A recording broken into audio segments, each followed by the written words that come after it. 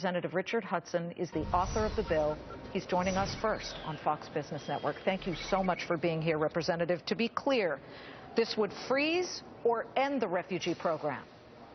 It would freeze the program. We're not saying we're never going to allow refugees in the country again. You know, America is a very generous country. We have a history of allowing refugees to seek asylum here. All we're saying is, in this case, in the case of Syrian refugees, we don't have the ability to do the adequate background checks we need to make sure that ISIS isn't successful in what they promised to do, which is exploit this refugee crisis to send terrorists into our country.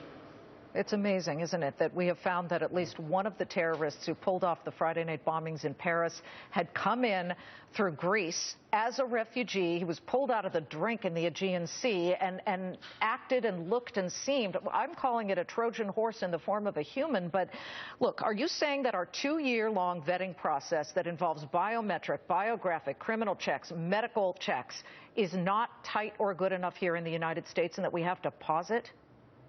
Well, it's a good background check in a lot of cases.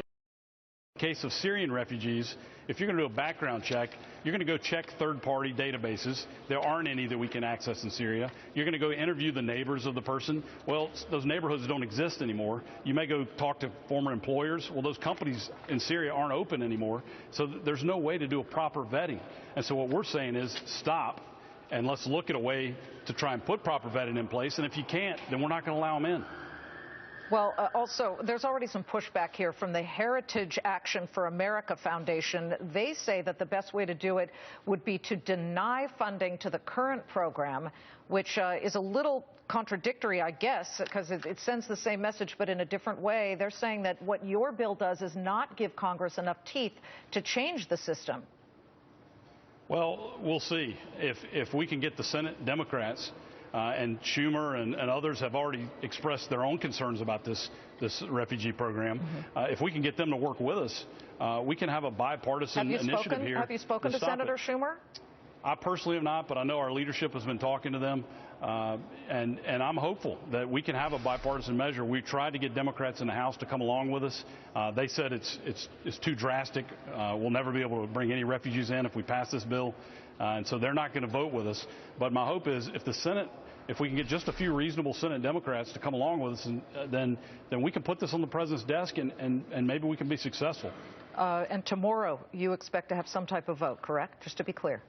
Tomorrow this bill will pass the House. We have the votes, and we're going to send a strong signal. And I'm hoping that we'll have some Democrats. Unfortunately, their leadership has sort of handed down the word that they're not going to go along with it. But we're going to have a strong vote tomorrow, and then the attention turns to the Senate. All right. Well, you're saying it right here, first on Fox Business. This vote will pass in the House for the SAFE Act that pauses the refugee program for the moment. We'll have you back because I'm very interested in hearing exactly what happens. Representative Richard Hudson of North Carolina. Thank you. Thank you so much. Thanks for raising this issue. Of course. Well, you raised it. We're reporting it. But again, trying to speak with Democrats on that side, they obviously have reached out, as you heard the representative just say, to Senator Chuck Schumer of New York, a Democrat. We'll keep on that story.